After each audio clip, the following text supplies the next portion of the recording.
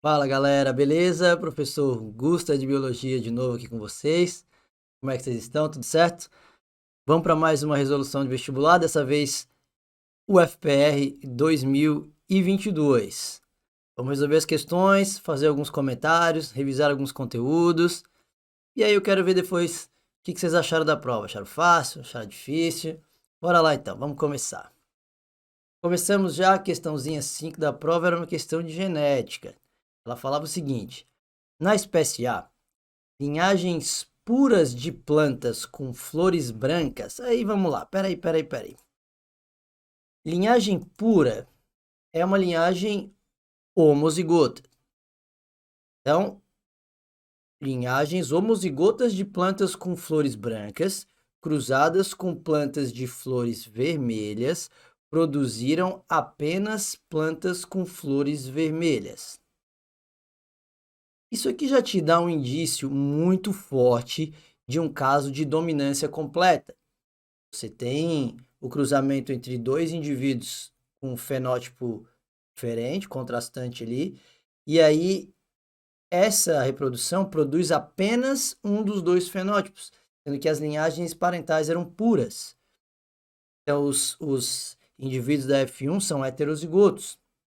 Então, vamos lá, essas plantas com flores vermelhas cruzadas entre si produziram 3/4 de plantas com flores vermelhas e 1/4 de plantas com flores brancas. Então, esse é o caso mais clássico de todos, né? Vamos pegar aqui, lembrando novamente, eu faço com mouse, né? Não com mesa digitalizadora, então pode ser que fique meio fuleiro ali para você. Mas o que rolou foi o seguinte, ó, imagina você tem a planta de flor vermelha e flor branca. Vou colocar até assim, ó, bezão e bezinho. Tá? Um alelo. O Bzão, ele é o dominante, cara. Flor vermelha. O Bzinho é a flor branca. Pô, como é que você sabe isso, professor? Como é que você interpretou isso? Ah, eu interpretei pelo seguinte, ó. Ele falou que ele cruzou plantas puras, tá? Pura significa homozigota. Branca, tá? Cruzando com vermelha. Foi isso que ele falou. Não vou escrever tudo aqui, ó. Vermelha. Isso aqui é a geração parental. E na F1, ele falou que 100% era vermelha. E aí, quando ele cruzou essas vermelhas, cruzou F1 com a outra F1, aí gerou uma F2, né? E nessa F2, ele colocou ali, cara, 1/4. Não, 1/4 não. 3/4 de planta com flor vermelha, daqui, ó, 3/4 vermelha, então 75% vermelha e 25% branca. Você concorda que essa é aquela primeira lei de Mendel mais clássica de todas, né? Daquele cruzamento da ervilha verde com amarela. Cara, foi isso que aconteceu. Você pegaria como aqui, ó? Você pegaria um indivíduo que era bezinho, bezinho, um indivíduo que era bezão, bezão. O cruzamento aqui da F1, todos eles eram bezão, bezinho. E quando você fez o cruzamento de dois indivíduos com bezão, bezinho, né? Aquele cruzamento de dois heterozigotos, você obteve ali indivíduos bezão, bezão, indivíduos bezão, bezinho, ou indivíduos bezinho, bezinho. 3/4 dos indivíduos eram assim, ó. 50% era bezão, bezinho, 25% bezão, bezão, só que todos eles resultam num fenótipo vermelho, e só 25%, só 1/4, eram aqui bezinho, bezinho, por isso que eram branca. Então é um caso de dominância completa, beleza? Já na espécie B, ele fala ali, ó, vamos continuar a questão.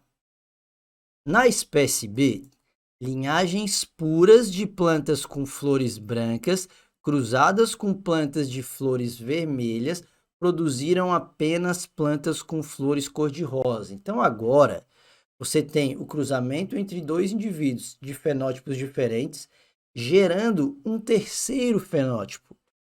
Isso pode ter certeza que é um caso de ausência de dominância, tá? Ausência de dominância. Não existe uma dominância completa. Então, por isso que você teve o cruzamento de vermelho com branco, ia ser o rosa, que não teve fenótipo novo, nem o vermelho dominou, nem o rosa dominou, ou os dois dominaram ao mesmo tempo, digamos assim, né? A gente já chega lá. Essas plantas com flores cor-de-rosa cruzadas entre si produziram 1/4 de plantas com flores vermelhas, 1/2 de plantas com flores cor-de-rosa e 1/4 de plantas com flores brancas. Esse é o típico caso, vai até aparecer uma imagem para você. Isso aqui é o mais clássico de ausência de dominância que existe, né, cara? Você tem aqui, ó, branca com vermelha. Surgiu só rosa, criou um fenótipo novo. Então, nem o vermelho dominou, nem o branco dominou. Então, geralmente, você não usa uma letra maiúscula, uma minúscula. Você coloca letra diferente. Então, o alelo B para cor branca, o alelo V para cor vermelha. Então, tem os dois alelos B, vai ser branco. Os dois alelos V, vai ser vermelho. Se juntar um alelo branco com um vermelho, vai ser rosa, cara.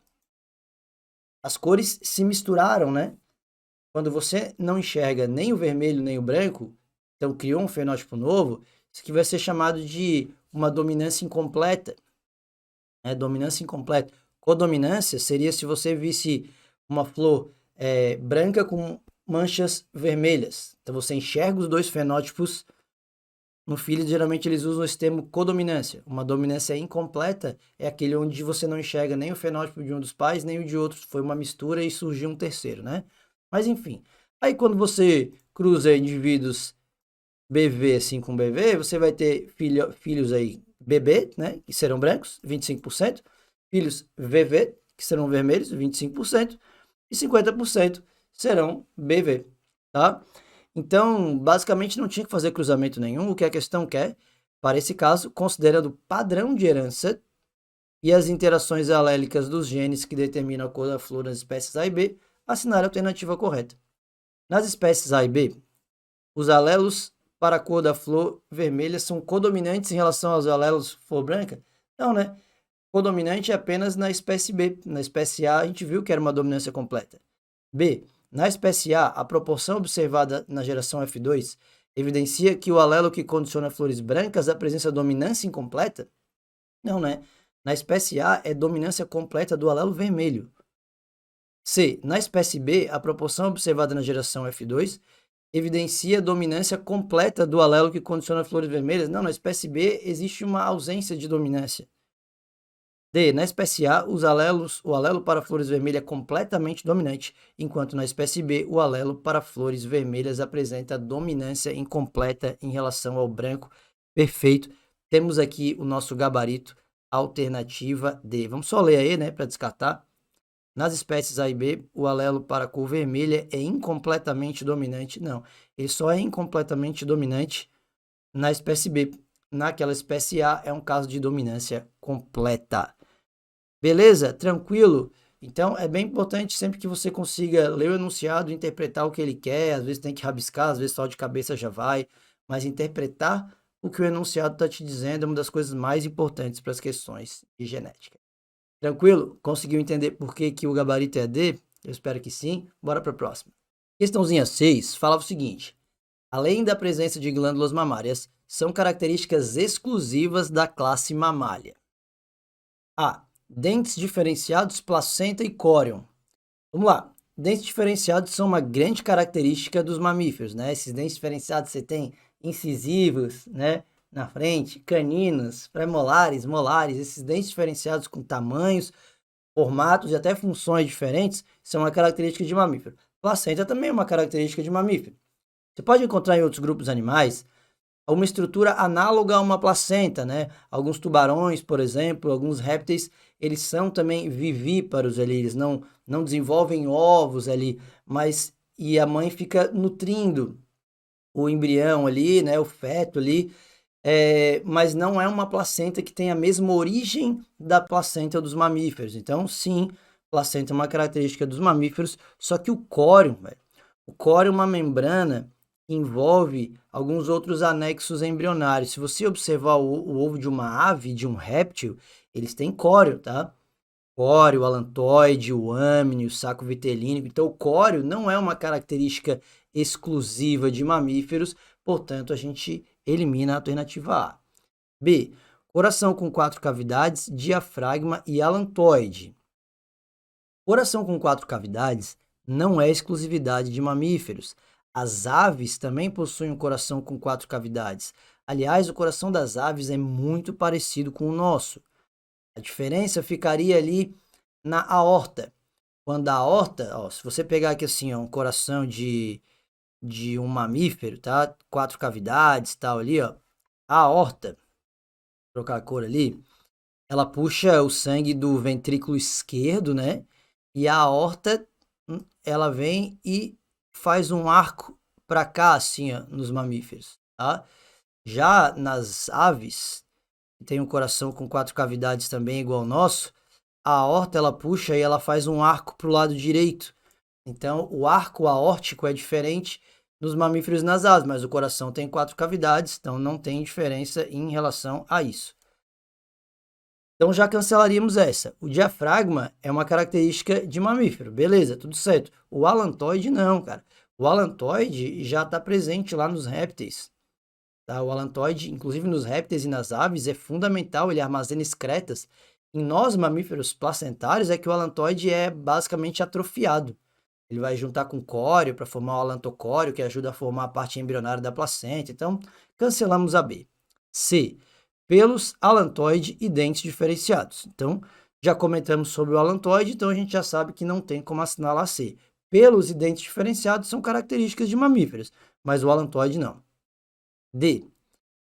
Córeo, dentes diferenciados e coração com 4 cavidades. Então, já tínhamos conversado sobre o córeo lá no item A, já tínhamos conversado sobre o coração com 4 cavidades no item D. Aliás, os répteis crocodilianos também possuem coração com 4 cavidades, tá? Eles ainda têm um coração um pouco diferente porque o sangue mistura assim que sai a artéria que puxa do ventrículo esquerdo, do ventrículo direito, elas se comunicam, tá? Então, chamado forame de Paniza. Então, mas é um coração com 4 cavidades, tá? Répteis crocodilianos. Então a gente elimina a D, só nos sobra E e fala diafragma, placenta e pelos. Perfeito, diafragma, aquele famoso músculo da respiração. A placenta a gente já havia conversado e os pelos também são características de mamíferos, portanto, temos aqui o nosso gabarito, alternativa I. Cara, quando você estuda zoologia, saber algumas características exclusivas de grupos são bem importantes. Então, essas dos mamíferos, característica dos cordados, por exemplo, o que todos os cordados têm? Notocorda, tubo nervoso dorsal, fendas na faringe, cauda pós-anal, essas características dos grupos, elas são fundamentais, tá? Para as questões. Então, eu espero que você tenha entendido por que o gabarito dessa questão é a alternativa I. Bora para a próxima. A questãozinha 7 falava o seguinte: microbiologia do solo é o estudo de organismos vivos no solo, de suas funções e de como eles afetam as propriedades do solo. No solo, é possível encontrar grupos de bactérias, fungos, algas, vírus e protozoários que formam a microbiota do solo. A respeito do assunto, considere as seguintes afirmativas. Os micro-organismos atuam na ciclagem de nutrientes, melhorando a estrutura do solo e degradando poluentes orgânicos. Cara, pensa comigo, qual é o benefício desses micro-organismos ali no solo? Com certeza, ciclagem de nutrientes é um deles, né? Então, esses micro-organismos decompositores, eles vão pegar os compostos orgânicos ali e transformar em inorgânicos. Então, pô, com certeza esse item 1 aqui está correto. 2. Uma importante relação dos micro-organismos do solo com as plantas é a fixação biológica de nitrogênio. Perfeito também. Você lembra que existem bactérias que podem se associar a raízes de plantas para fixar o nitrogênio para elas. Então você tem uma fixação de nitrogênio através de uma bactéria Rhizobium, só que só as plantas leguminosas têm isso. E as demais plantas, que também precisam de nitrogênio, elas dependem de bactérias do solo para cumprir o ciclo do nitrogênio. Essa bactéria vai pegar, por exemplo, alguma faz fixação, vai pegar, então tá lá no solo, pega o nitrogênio gasoso e transforma em amônia. Outra vai pegar, então vamos botar aqui, ó. Então você tem um nitrogênio gasoso ali, né? Você vem aqui para amônia. Aí essa amônia, ela vai ser transformada em nitrito. Aí esse nitrito vai ser transformado em nitrato. E aí as plantas podem pegar. Então as plantas dependem totalmente desses micro-organismos do solo para que seja feita essa etapa aqui, que é chamada fixação do nitrogênio, e depende das outras etapas, nitrosação, nitratação, e aí a planta pode pegar. Então, com certeza aqui, voltando lá para o nosso marca-texto, o item 2 está correto. Vamos lá. 3. A microbiota do solo promove a redução da capacidade de absorção de água no solo, melhorando sua estrutura. Cara, assim, ó, primeiro que, mesmo se você não soubesse, tá, que a microbiota aumenta a capacidade de absorção de água no solo, deixa o solo muito mais preparado para absorver água, menos compactado ali. Mas tudo bem, ainda que você não soubesse disso, pô, por que que uma redução da capacidade de absorção de água vai melhorar a estrutura do solo? Claro que não, né? O solo precisa absorver água. A água não pode escoar simplesmente. Ele tem que absorver, manter aquela umidade e, obviamente, isso aí vai ser bom para todo mundo, né? Vai ser bom para as plantas, vai ser bom para a microbiota que está ali. Então, não. 4. Então, a gente já elimina 3, cara, e você podia eliminar tudo que tivesse 3 aqui, ó. Então, você elimina A, você eliminaria C, eliminaria E. Ficaria ali entre a B e a D, cara. Já deu para ver que a 1 e 2 estão verdadeiras, agora, claro, né, vai precisar saber se a 4 também está verdadeira ou não. A 4 fala o seguinte: os micro-organismos do solo diminuem a capacidade de tampão do solo, favorecendo os plantios agrícolas. Então, de novo, mesma relação da 3, cara. Ainda que você não soubesse que os micro-organismos, na verdade, eles aumentam a capacidade tampão do solo, que é aquela capacidade que o solo tem de corrigir o seu pH, não deixar ficar muito ácido, não deixar ficar muito básico. Isso é uma capacidade de tampão, de correção de pH, e os micro-organismos contribuem demais para isso. Mas ainda que você não soubesse, por que que uma diminuição da capacidade de tampão ia favorecer o plantio agrícola? Claro que não, né, cara? Se o solo não tiver a capacidade de corrigir o seu pH, você pode ter problemas com pH e vai precisar ficar corrigindo artificialmente, né? Ou tá muito ácido, aí a acidificação do solo vai ter que jogar cal ali. Então, você entende que uma coisa não casava com a outra. Então, às vezes, você não é obrigado a saber tudo na biologia. É difícil, né? Mas você vai ter que ver o que faz sentido ou não. E muita coisa, a 3 e a 4 não faziam sentido. Se aquilo acontecesse, não ia ser para melhor, né? Então, a 4 também está incorreta. Temos, portanto, o nosso gabarito B, somente as afirmativas 1 e 2 são verdadeiras. Tranquilo? Achou fácil? Achou difícil? Comenta aí. Bora para a próxima. A questãozinha 8 falava sobre conceitos. Espécime, população biológica e espécie são conceitos relacionados e muito importantes para o estudo da biodiversidade. A respeito desses conceitos, assinale a afirmativa correta. Então vamos lá, galera. É o seguinte, antes de ler a alternativa, é bem comum, bem frequente você estudar o conceito de população, né, na ecologia. E a população, o que é a população, né? É o conjunto de indivíduos da mesma espécie vivendo no mesmo lugar ao mesmo tempo. Isso é uma população biológica. Espécie são aquele grupo de indivíduos que eles conseguem se reproduzir naturalmente e gerar descendentes férteis. Quando você tem indivíduos da mesma espécie vivendo no mesmo lugar, você tem uma população. Espécime não é um conceito muito debatido em sala de aula, assim, mas um espécime é um exemplar de algum indivíduo de alguma espécie. Então, assim, ó, eu sou um espécime da espécie humana. Eu sou um exemplar, um exemplo de indivíduo. Aqui, ó, na tua frente. Então, acha um animal na natureza. Aquilo ali é um espécime raro de tal coisa. Espécime é um representante daquela espécie que você está querendo trabalhar, discutir, enfim. É um exemplo mesmo. Então, assim, a fala que uma população biológica é constituída por espécimes da mesma espécie que vivem em uma mesma área geográfica. Vamos traduzir isso aqui. Ele falou que uma população é constituída por espécimes indivíduos. Tá? Esse aqui é um indivíduo, esse aqui é um espécime, é um indivíduo, esse aqui é outro espécime, é outro indivíduo. Então, dá para trocar por indivíduos ali o espécime. Então, vamos traduzir isso aqui, seria assim, ó. Traduzir não, vamos colocar em outras palavras, né? Uma população biológica é constituída por indivíduos da mesma espécie que vivem em uma mesma área geográfica. Perfeito? Esse é o conceito de população. Mas tudo bem, vamos ver as outras para a gente eliminar. B. Populações biológicas são grupos de espécies semelhantes? Não. Peraí. População, os indivíduos têm que ser da mesma espécie. Pode ser espécies semelhantes.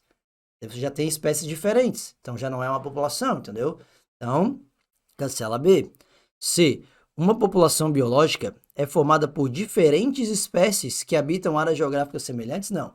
As diferentes espécies que habitam uma mesma área geográfica, a isso nós damos o nome de comunidade. Tá? Uma comunidade ou biocenose é o conjunto das populações que existem numa área. Conjunto das populações, cada população é uma espécie, então o conjunto de espécies de uma área seria uma comunidade. Então tá errado a C. D. Um espécime é um tipo de espécie que se distribui em diferentes populações biológicas ao longo de áreas geográficas distintas. Tá querendo dizer que um espécime é um tipo de espécie que vai conseguir se distribuir em várias populações. Não, cara, espécime, eu falei, é indivíduo, é um exemplar. Você pinça ele e tira, isso aqui é um espécime, tá? E aí fala que espécimes são grupos de espécies semelhantes constituídas por populações biológicas da mesma área geográfica. Não, cara. Grupos de indivíduos, de populações que estão na mesma área seria uma comunidade, mas essas populações nem precisam ser semelhantes para você ter uma comunidade. Então ele bateu firme, repara que essa questão bateu firme na espécime, porque a questão sabe que população, espécie, comunidade, ecossistema são conceitos bem debatidos nas aulas de ecologia. Só que espécime talvez tenha ficado de fora e pode ter deixado alguém em dúvida. Mas então, espécime é um indivíduo, tá? Um indivíduo, uma espécie, tá pensando, é um exemplar. Tranquilo? Então, por isso que lendo todas, a única alternativa que nos resta como correta é o item A. Beleza? Questãozinha de conceitos ecológicos. O que você achou? Achou difícil? Achou fácil? Já sabia o que era espécime? Não sabia? Comenta aí e bora para a próxima. A questãozinha 9 falava de transporte de membrana e ela dizia assim: no que diz respeito aos mecanismos de transporte transmembranar, assinale a alternativa correta. Vamos lá, deixa eu trocar a cor dessa caneta aqui. No epitélio intestinal dos animais, as especializações da membrana, chamadas de microvilosidades, reduzem a área de absorção, evitando o transporte por endocitose. Tá completamente de sacanagem esse item. As microvilosidades lá, ó, que existem na parede interna do intestino, elas aumentam a área de absorção, porque o intestino é para absorver os nutrientes que foram digeridos. Então, como é que você vai diminuir a área de absorção? Não, microvilosidades aumenta a superfície de contato, aumenta a área de absorção, facilitando a entrada de células, o que ele chamou ali de célula não, a entrada de substâncias nas células, o que ele chamou ali de endocitose. Então, completamente errada a. B. Na difusão simples, a passagem de substâncias através da membrana ocorre a favor do gradiente de concentração, com gasto de ATP. Não, galera, de maneira alguma a difusão simples é um transporte passivo. Sim, esse transporte vai ocorrer a favor de um gradiente de concentração, com certeza, por isso ele é chamado transporte passivo. Você tem aqui a membrana, por exemplo, e aí você tem uma concentração gigante de uma substância do lado de fora da célula. Essa substância entrar pela membrana e vir aqui para dentro, ó, isso é a favor do gradiente de concentração. Ó. Ela está se deslocando no sentido de igualar concentrações. Isso é natural, isso é passivo, isso não gasta ATP. Então, a difusão simples não gasta ATP, errada B. C. Nos neurônios, o potencial de repouso da membrana é mantido pela difusão facilitada chamada de bomba de sódio e potássio. Galera, difusão facilitada é um transporte passivo também. É tipo esse que eu coloquei ali em cima no desenho, só que imagina uma substância que ela não tem capacidade de atravessar pela membrana e aí ela vai precisar passar por uma proteína. Existe aqui uma proteína e ela vem ter que passar aqui por dentro. Mas continua acontecendo a favor do gradiente de concentração, no sentido natural, para igualar concentrações. Isso não gasta ATP. Já a bomba de sódio e potássio, que sim, é muito importante para a manutenção do potencial de repouso do neurônio, é um transporte ativo. A bomba de sódio e potássio gasta ATP porque justamente joga o sódio para fora da célula, que é um lugar onde já tem muito sódio, e traz o potássio para dentro da célula, que é um lugar onde já tem muito potássio. Então é contra o gradiente de concentração. Bombas são transportes ativos, gastam ATP. Errada C. D. A região dos pelos radiculares das plantas tem maior concentração de solutos que a água do solo, de modo que a água entra no interior das raízes por osmose. Pensa comigo, qual é a função da raiz de uma planta? Além de sustentar a planta no solo, é absorver água. Você não rega sua plantinha lá, você não está molhando o solo, a raiz não vai ser responsável por puxar aquela água. A água passa de um lugar para outro por osmose. Ponto. A raiz da planta não tem uma boca que vai ficar sugando ali a água do solo. Então a água precisa entrar sozinha. Para que a água passe de um lugar para o outro, esses meios precisam estar com concentrações diferentes. E aí a água vai daquele meio menos concentrado, chamado hipotônico, para o meio mais concentrado, que é o chamado hipertônico. Então, para a raiz da planta, então tá aqui o solo, tá aqui aquela raizinha da planta ali, tal, a raiz da planta, a raiz da planta, raiz, que raiz medonha, hein? Mas tá aqui a raiz da planta. Para a água que está no solo, querer, digamos assim, querer entrar na raiz, a raiz ela precisa, com certeza, concentrar solutos aqui, ó, para que ela fique mais concentrada que o solo e com isso a água entre por osmose. A água só vai entrar por osmose na raiz se a raiz estiver mais concentrada que o solo. Se o solo for mais concentrado, a raiz até perde água para o solo, aí a planta está ferrada. Então, o nosso gabarito é a alternativa D, com certeza. Claro que eu só quero ler aí para a gente ver por que ela está errada. O transporte ativo é caracterizado pela passagem de substâncias a favor do gradiente de concentração, com auxílio de proteínas carreadoras chamadas permeases. Cagou o item todo por causa disso aqui, ó. O transporte ativo é contra o gradiente de concentração. O exemplo de transporte que ele deu, com a ajuda de permeases e tal, é um transporte passivo, tá? É chamado de difusão facilitada. Essa imagem, por exemplo, aqui, ó. Aqui você tem o lado de fora da célula, aqui você tem o lado de dentro da célula. Pega essa substância aqui, ó, tá? Tá vendo que ela tem uma concentração bem grande fora da célula? Bem grande, tá aqui, aqui, aqui e bem pouquinho dentro.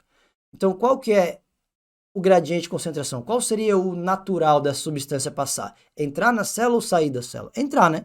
Porque quando ela entra, as concentrações vão ficando meio parecidas. Então, o objetivo mais fácil é ela entrar para igualar a concentração. Acontece que às vezes essa substância não consegue passar por aqui, ó. Não rola. Ela não atravessa diretamente a membrana plasmática. Então ela vai precisar da ajuda de uma proteína. E é isso que ele falou ali, a proteína que vai ajudar a tal da permease. Só que isso não caracteriza um transporte ativo. Transporte ativo seria se a gente pegasse essa substância aqui e jogasse para fora. Porque lá fora ela já tem uma concentração maior. Então isso gastaria ATP, isso seria um transporte ativo. Não é o caso. Então, vamos apagar tudo que a gente colocou aqui. O nosso gabarito é a alternativa D, tá? Lá na região de pelos radiculares da raiz, que é a região de absorção, pelo na planta, não é igual ao nosso pelo, mas pelos ou tricomas nas raízes servem para absorver, elas vão ter que ser mais concentradas do que o solo para a água poder entrar por osmose. Beleza? Gabarito alternativa D, eu espero que você tenha entendido. Bora para a próxima. E a última questãozinha da prova da UFPR, questão 10, falava o seguinte: em relação ao processo de fotossíntese nas plantas, é correto afirmar que, uma questãozinha, ó, melzinho na chupeta. Claro, tem gente que odeia botânica e não manja nada, e pode ser que tenha achado ela mais difícil, mas, no geral, a questão foi fácil. A falava o seguinte: somente gimnospermas e angiospermas são capazes de realizar fotossíntese, pois são plantas vasculares e com semente. Cara, o que é que tem a ver uma coisa com a outra? Tem clorofila, já vai conseguir realizar a fotossíntese ali. Então imagina, velho. A gente tá falando de plantas. Briófitas, pteridófitas, gimnospermas e angiospermas, tá? Plantas. Se até algas fazem fotossíntese, por que que uma planta não faria, por que que uma briófita e uma pteridófita não fariam fotossíntese? Só gimnosperma tem que ter vaso condutor de seiva para fazer fotossíntese, tem que ter semente para fazer fotossíntese, não faz o menor sentido. Errada A.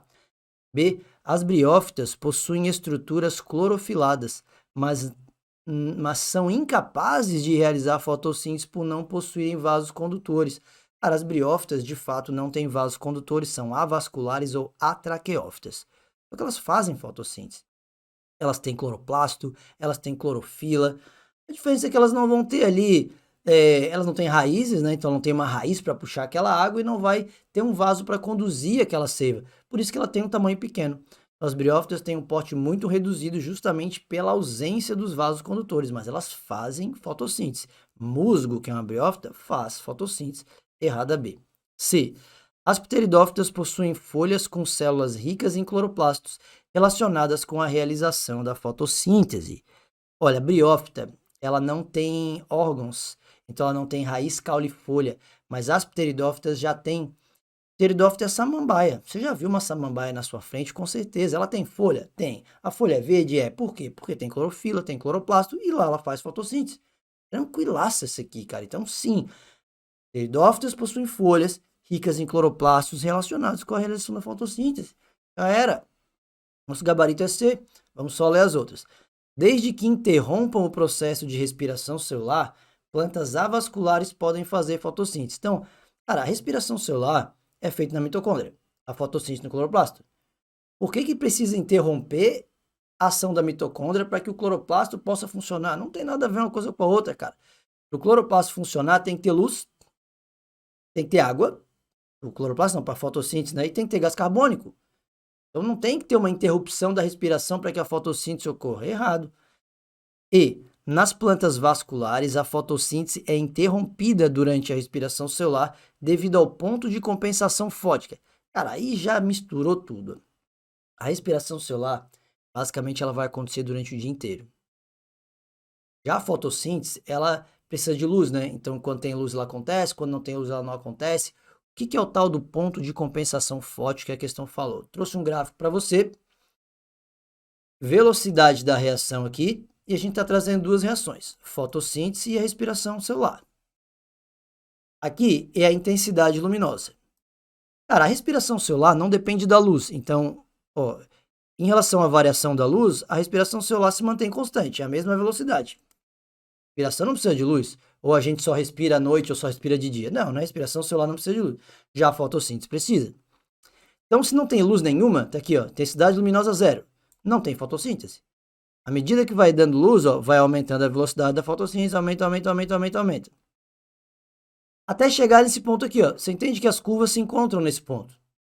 Olha só aqui embaixo. Isso aqui é chamado ponto de compensação fótico ou ponto de compensação luminoso.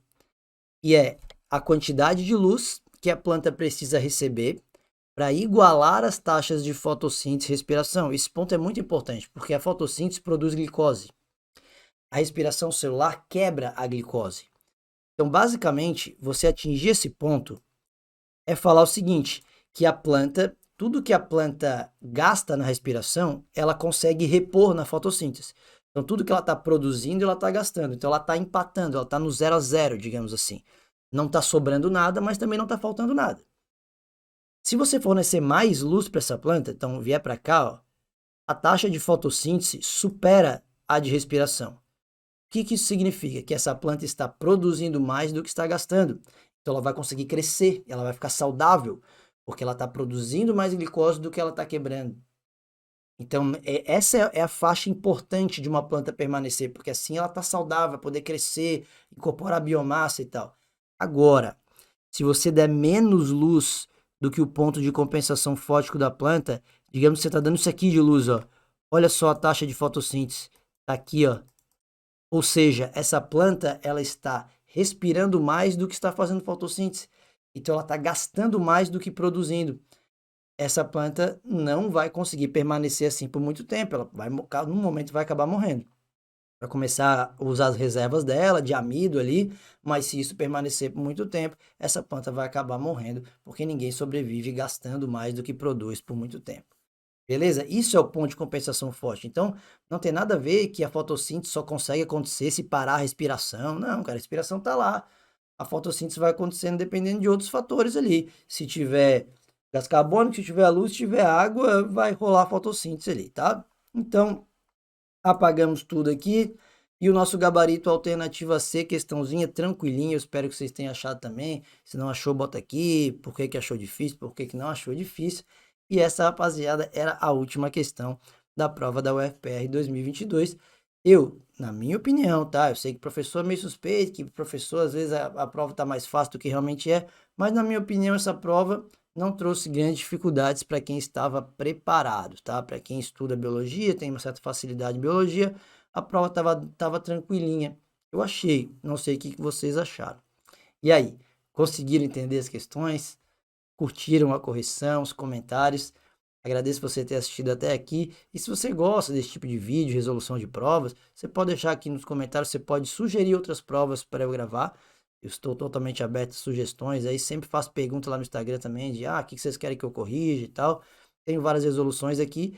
E o meu objetivo é colocar pelo menos umas 2 resoluções de prova por mês aí, se der até mais, se der até uma vez por semana. Se a galera curtir, começar a comentar aqui, me der aquele incentivo, de repente eu boto uma resolução aqui por semana para ajudar todo mundo. Valeu, galera. Foi um grande prazer mais uma vez. Um abraço e até a próxima.